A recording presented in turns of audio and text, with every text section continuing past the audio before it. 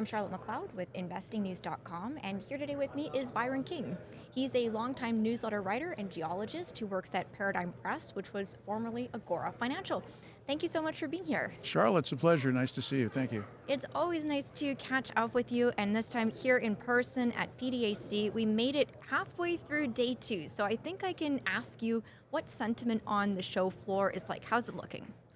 Well, I'll tell you, this morning, which is a Monday, it was very crowded, and so there was a real sense of interest. I don't know the exact number, but I do think they're up near the record-breaking number of around 40,000, sign-up attendees. I have heard that.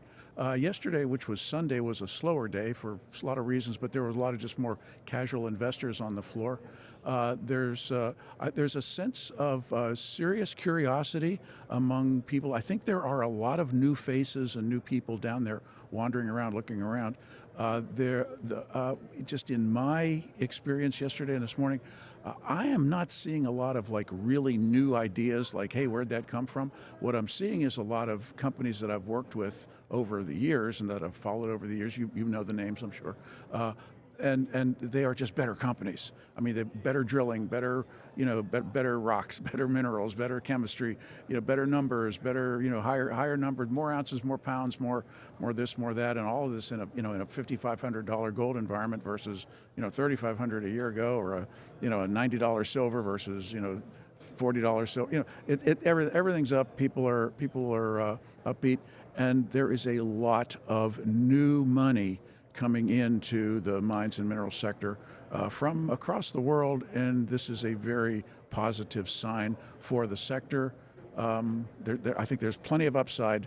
Whether you're in it or not, there is plenty of upside left in this game. Well, that's really good to hear, and I hope to spend some more time down on the floor myself, hopefully tomorrow. We'll see how it goes. Mm-hmm. And I was going to ask you, I know you come to events like this, as many people do, looking for opportunities. So yes. As you're saying, so it's more about the companies themselves are looking better. I imagine they've got more money right now versus new things popping up. What are you seeing that you like? There's big mining. There's, sort of like the large guys. They're not the biggies, but they're producing. And then you've got your developers and your explorers. I mean, you sort of break that into those categories. Anybody who's producing something right now, by definition, is generating cash flow. And if they're not making money, as the saying goes, there's something wrong. $5,000 gold and $5 copper and $80 silver. I mean, that can cure a lot of problems inside of a company. But a lot of companies are just plain doing really well because they got the cash flow, which translates into earnings. Then when you move down the food chain into, say, a developer is developing. They're spending money building a mine, building roads and grids and everything else. What's the forecast? Well, if they're a good developer, they're in a good pathway. There's money out there for takeovers and mergers, and you're seeing things happening. Hudbay just made a deal with a big copper producer in Arizona. These things are happening. Silver players. I mean, whether you're a developer or whether you're a on the small end of a producer, silver players are in play right now. If a company is producing any significant amount of silver, they're probably a takeover M&A kind of candidate. And then we move into the exploration side. And as I said from what I saw yesterday and this morning, I'm not seeing a lot of like really new ideas, and that maybe that's just me, maybe that's just who I bumped into, maybe that's who is here or who is not here in terms of who's out there doing things. But the companies that in the early or the advanced exploration phase that I've worked with over the years, the Yukon plays, some of the South American plays, they are doing really, really well in terms of they had a great drill season last year. They've got good rocks, good numbers, good everything. And when I say exploration, I had a really nice talk. I mentioned with Rio Tinto yesterday, and a beautiful talk with their exploration guys downstairs. And they are actively looking on their own account, on their own dime, for copper plays, for example. And he was proudly showing me some of the work that they've been doing in Colombia and in Angola and in this really distant, far-off place called Utah, and really impressive exploration work that they're doing. So, so that's kind of a general sentiment. I hope that helps. It does. It's interesting and good to hear also that a large company like Rio Tinto is really putting that effort into exploration. Yeah. I want to talk a little bit more about the M&A activity as well, because you brought that up. Yes. We've been seeing a lot of deals on the larger end of the scale. You mentioned the big Hudbay one today. There's others that are out there. What does that tell us about where we are in the cycle that we're seeing these big deals? How long do you think until we see it start moving down the chain? Well, one way to sweeten the whole idea of a big deal is to have the money to pay for it. And so the companies that are producers, and as we mentioned earlier, that are selling their very, very valuable product, gold, silver, copper, et cetera, into a high, solidly priced market. They've got money, and so they can afford to make the plays, and they can afford to put the money on the table to bring these other companies in.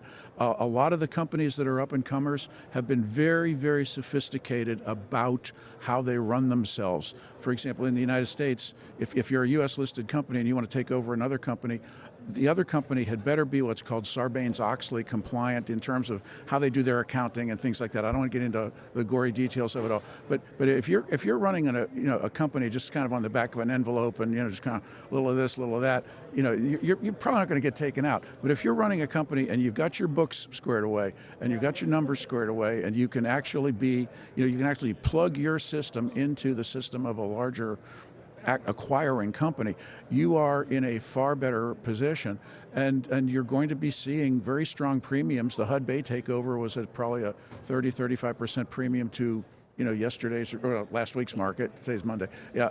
And so good solid premiums, and that's after the last year of just a general rise in the tide of the whole sector. I mean, there's so many companies out there, little Yukon Explorers that were 15 cents a year ago, and they're 90 cents now. I mean, these are big moves. They're 90 cents, and they could be $5.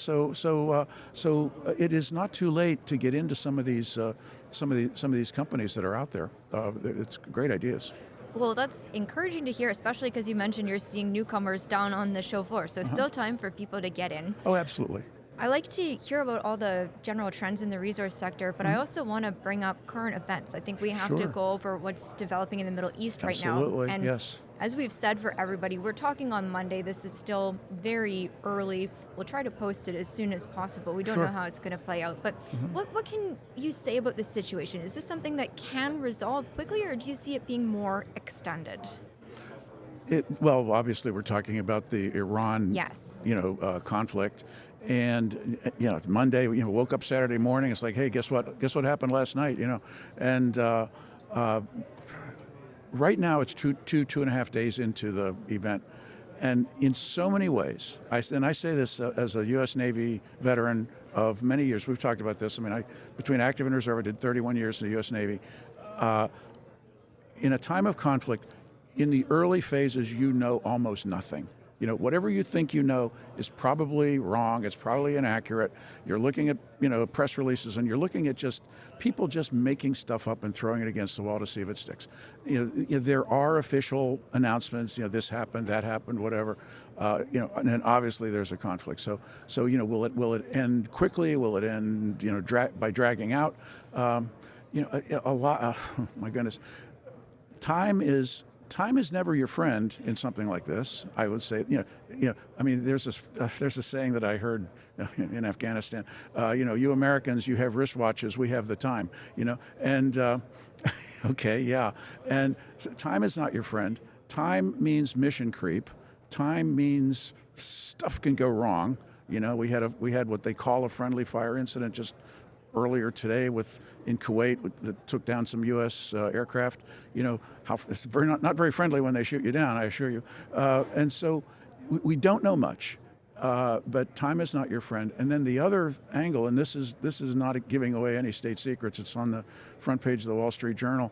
The U.S. does not have nearly as deep of a locker of munitions as we would like. If you're going to wage a war against somebody, you want to have warehouses full of, bombs and missiles and everything else, and you want to have factories producing those things like sausages, and that is not the state of the U.S. Defense complex right now. So, will it last a long time? Well, in some respects, I don't think it can. At some point, somebody's going to say, gee, guys, we if you have to throttle it back here, we're running out of this or that, or don't have enough. On the other hand, this is something that people are just not used to seeing. A regime change war, take out the mullahs and the ayatollahs and what have you. On the one hand, you've got people celebrating it in Los Angeles. You've got people condemning it in New York. So I don't want to get too deep into the politics of it. What it says, though, is that whatever world you thought you lived in a couple months ago, it's a different world there. History has returned. World War II has finally ended. It's been 81 years, and all of those institutions and all of those assumptions and all those attitudes that we had from 1945, our parents, our grandparents had from 1945 to say 1990 when the Cold War ended. Those are gone. From 1990 to now in that post-Cold War world, those are over. Forget it. The financial system, the energy system of the world, the trade system of the world, it's all changing. And which brings us back to here at PDAC. What is there in this world that is safe and secure, or as safe and secure as opposed to many other things? Hard assets, Own gold, own silver, physically own the metal for your own benefit. And then investing in mining and energy plays, things like that, because whatever happens in the world, whoever winds up on top of this or that, or however everything resolves, we're still going to need copper, we're still going to need lead, zinc, rare earth elements, we're still going to need tungsten and antimony and gold, silver, still going to need oil, gas, uranium, that's my sermon from the mount on that one. Yes, and it does allow us to circle back to what's going on here. And what you said also helps me explain. So when we have these types of geopolitical events unfolding, we do tend to see gold and silver rise up initially, and then that dissipates. And that seems like it corresponds with how you're explaining. We're in this initial time period at first where we just don't know anything. And of course, when that settles down, that would explain why the prices do as well. Sure. Well, right now at the beginning of the conflict, what we see is somewhat of a flight to the dollar. The dollar is strengthening, bonds are strengthening, which seems strange because gold is going up too and silver is going up too. It's a very counterintuitive sort of thing. You would think if the dollar gets strong, doesn't gold get weak? No, because gold is also a safe haven asset across the world. A month or so ago, when we saw that huge spike up in gold, silver, we had $120 silver and all. That was just sort of a crazy market thing. When things go parabolic like that, it can't last. And so, what we told our readers was, if you're riding the train, don't be careful about trying to trade in or out of this thing, but don't be alarmed when this thing comes back. When you have a triple in price, like we had, say, in silver for, in a matter of, say, the last year, if it triples in price, but then it pulls back, say, 30%, well, yeah, that is the nature of the beast. If you try to time the very, very high or the very, very low, you're probably not going to get it. If you're trading metals, trade metals using instruments. If you buy a coin at the coin shop or a bar at the gold bar or a silver bar at the metal shop or something, you don't want to trade in and out of that. You get killed with the premiums, the markups and the markdowns when you buy and the markdowns when you sell. You'll always be losing money. Those kind of things are long term. But trading in and out is doable with all sorts of whether gold, silver, the Sprott physical silver, Sprott physical gold, those kind of companies,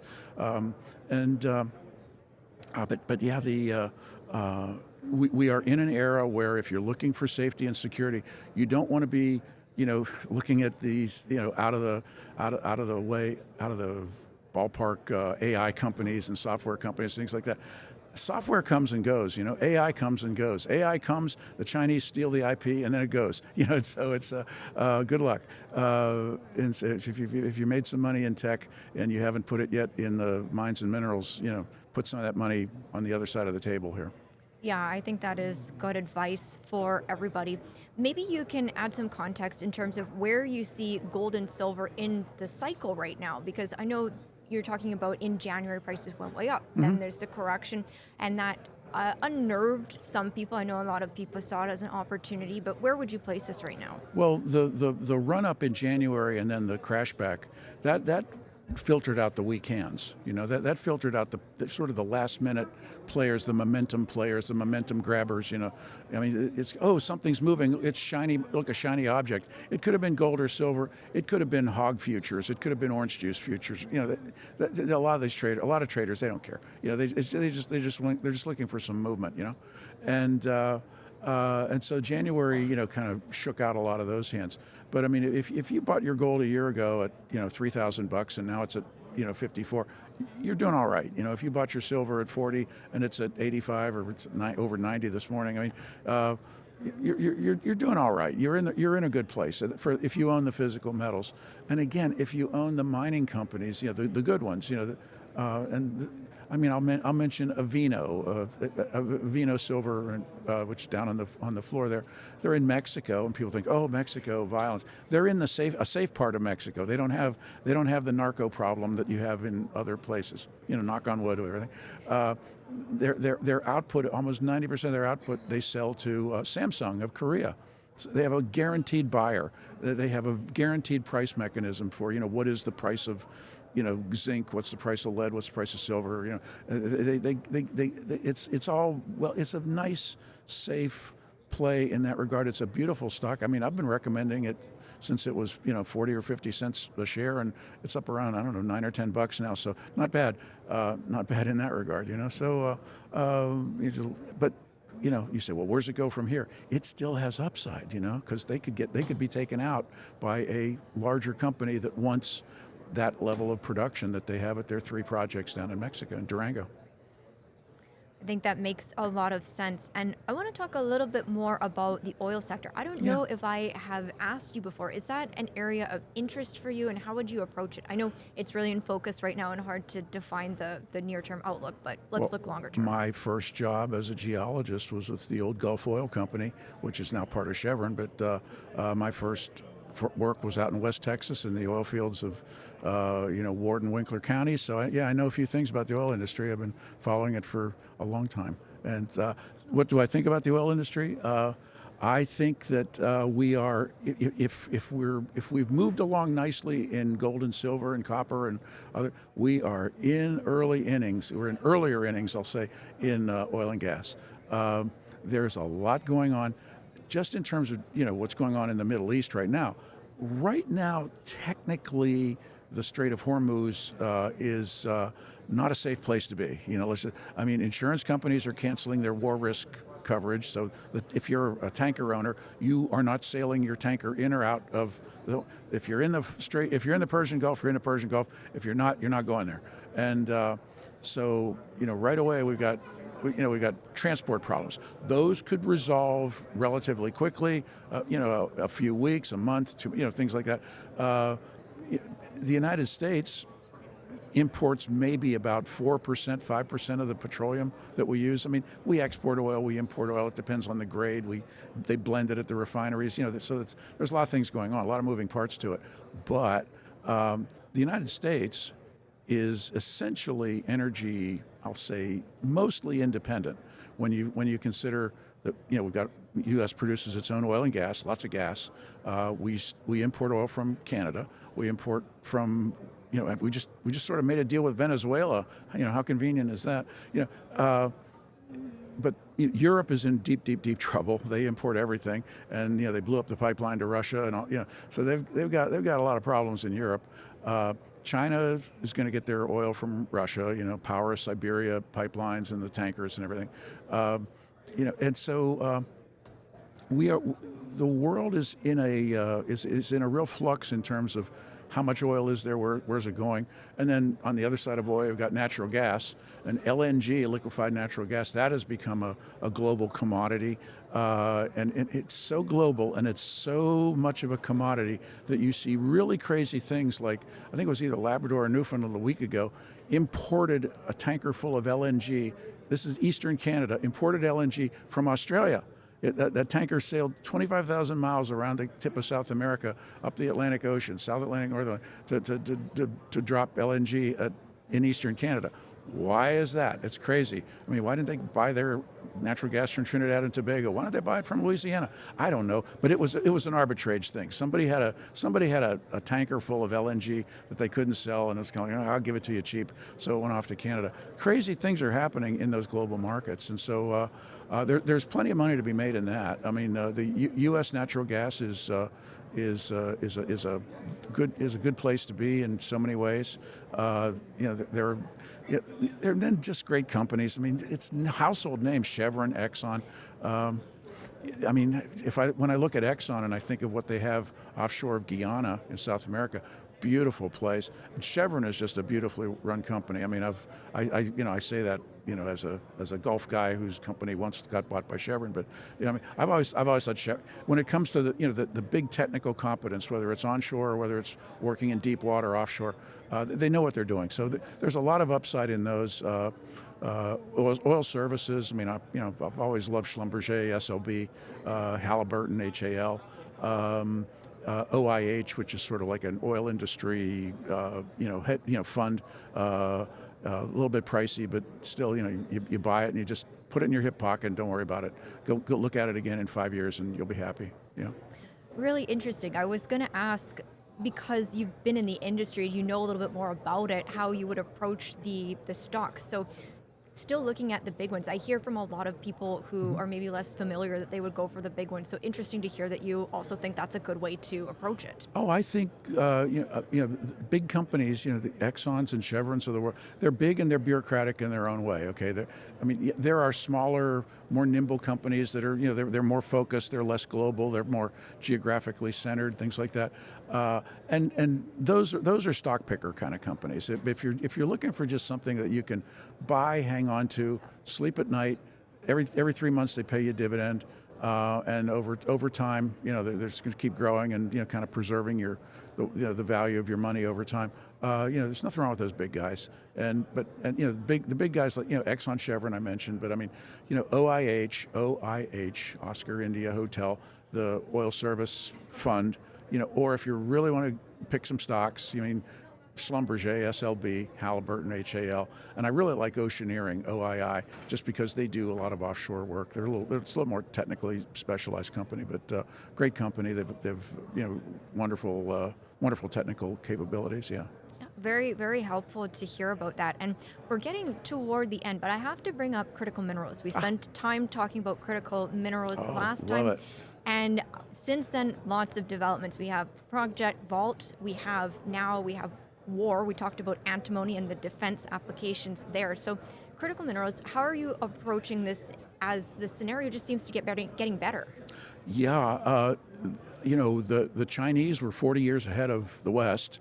If you don't know the story, the story is that back in the 80s and the 90s, the Chinese basically made a national focused effort to develop rare earth elements, the magnet materials, the phosphorescent materials, electronic metals, things like that, the lanthanide series on the periodic table, and other related critical elements like tungsten, hardest element, highest melting point, things like that. Antimony, which is a critical material in all sorts of things, from fire suppressants to literally making the primers on explosives.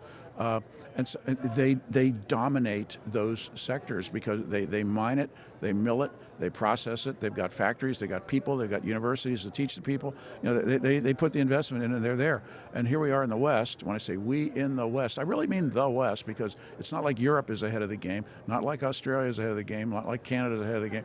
The U.S. is, we're scrambling. We're all scrambling now to build out a parallel system for these critical items, which have been embargoed. I mean, a little over a year ago, probably about 15 months ago, it was the end of 2024 when I think about it, China put a hard embargo on antimony and a hard embargo on tungsten. Well, that was then. And I was here a year ago, and I was looking for companies that did antimony and tungsten, among other things. I found a few. And then just yesterday, I'm talking to one of my favorite gold miners in the Yukon. I'm not going to mention the name. I love them. They're wonderful. Sheeted quartz veins full of gold. Great gold mining play. But as they're drilling and as they're testing, they're finding scheelite, which is an ore of tungsten. And I'm like, oh, this is great, you know. So we're looking for antimony, we're looking for tungsten, and a lot of the gold mining that happens in the world also happens to be associated with, you know, in many places, depending on the geology and the chemistry, with minerals for antimony. Stibnite is the name of the mineral, and antimony, stibnite for antimony, and then scheelite and wolfenite for tungsten. So yeah, so I mean, when they pull that stuff out, they show you. I mean, we could walk down now. I know you're busy, but I could take you to the site, and they have a core there, and they'll run the ultraviolet light over it, and you'll see these little purple flashes coming back at you. That's your tungsten ore right there. So there's some really great plays in that regard downstairs. Very, very cool. I'll try to get down there and take a look. And just one small follow-up question. Sure. So sometimes when I see, say, a gold company and they've been focused on gold, and then they start mentioning, oh, we've got antimony too, it feels a little bit suspicious, because it's like, why didn't you talk about that before? Mm-hmm. But maybe they didn't because it just wasn't of interest. So how do you deal with that? How do you figure out what's what? I'll tell you how I figure that out. I take it a company at a time and a project at a time, because you know, if you're a gold company and you've raised your money, you've sold your shares to the public, you've come to PDAC, you've gone to the conferences, the VRIC and the Rick Rule. Hi, we're a gold company, and everybody, yeah, you're a gold company. But if you have the mineral, if you have the associated mineral, that's great, you know. Then there are other companies that are just sort of broken plays. Oh, nuts! We didn't find enough gold, but we got a little bit of that, you know, scheelite, or we got some stibnite. Let's call ourselves an antimony play. It's getting the old, you know, they used to be a uranium play, then they were a graphite play, then they were a gold. You want to watch out for companies like that. There's plenty of those out there that are just sort of, you know, checkered coat, straw hat kind of people, just selling you whatever, you know, buy my shares, sort of a thing. But if it really is justified, then you know, then it's that's fine. I mean, I'll mention one more. I know who you are out there. You want some fireweed metals up in the Yukon, a zinc play. Well, they're a zinc play. Yes, they are, but they also managed to gain control of something called the Mactung project, MacArthur Pass Tungsten, Mactung. This is not the other company I was talking about, but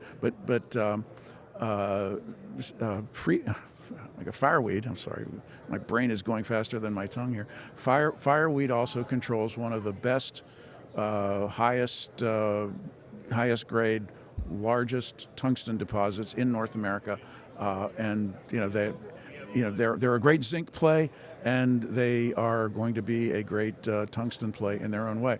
And you know, I know we're getting into sort of the depths of the periodic table here, you know, but yeah, you know, because why? Well, because there's money to be made. So unless you're out there, you know, actually working in the field as a geologist or working at the mine, you know, if you work at the mine, they pay you really well. If you're a geologist, sometimes they pay you well. But if you're just an investor out there and you still want to ride the train, there you go. I've given you the name of a couple of the cars on the train here. Well, thank you so much. That is very appreciated, and everyone can go do some research on that. Do your diligence. This yes, is not personal absolutely. financial advice, okay?